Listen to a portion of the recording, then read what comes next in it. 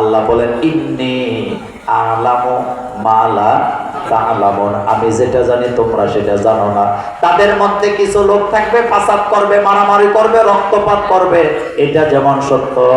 তাদের মধ্য থেকে কোন কোন গ্রুপ হবে আম্বিয়া, কোন গ্রুপ হবে নবী, কোন গ্রুপ হবে রাসূল, কোন গ্রুপ হবে আমার প্রিয় বান্দা, কোন গ্রুপ হবে আমার জমিনে আমার দ্বীন কায়েমের জন্য 24 ঘন্টা আন্দোলনে লিপ্ত থাকবে।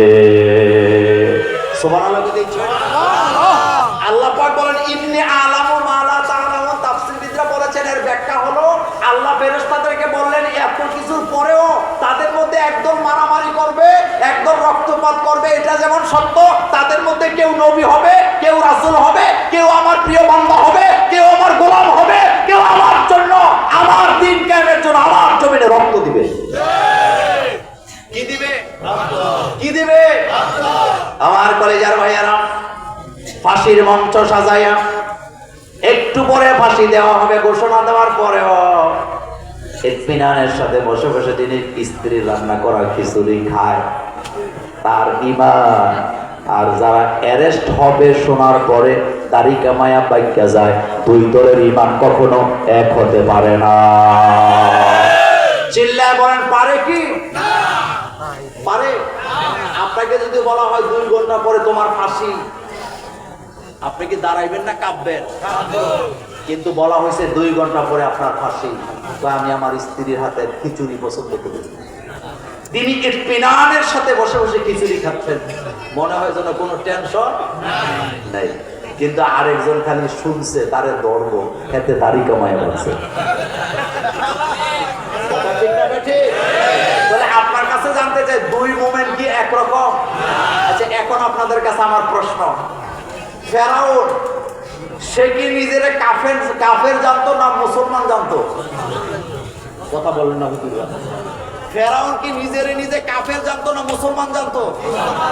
100% সে নিজের মুসলমান দাবি করছে।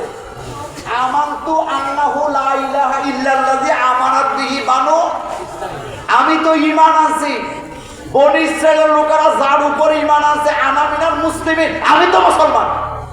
আচ্ছা, এখন আপনার কাছে জানতে চাই, আবু জাইল নিজেরে কাফের মানতো না মুসলমান মানতো?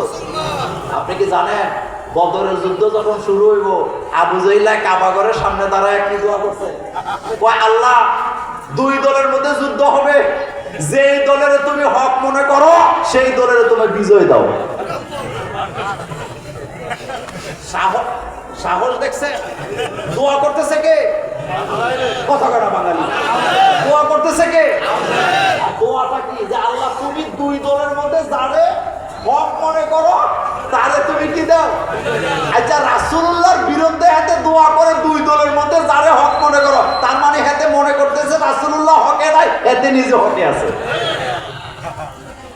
শোনেন, বাংলাদেশে যারা কোরআনের আইন কায়েমে বাধা দেয়, যারা ফ্যাসিস্ট, তারা যদি এখন রাসূলুল্লাহ এসেও যদি বলতো যে আমি এই জমিনে আল্লাহর দ্বীন কায়েম করতে চাই, তারাও আবু জাহেলের মতো বলতো আল্লাহ 2 দলের মধ্যে যারা হক মনে করো তারা বিজয় দিয়ে দেবে।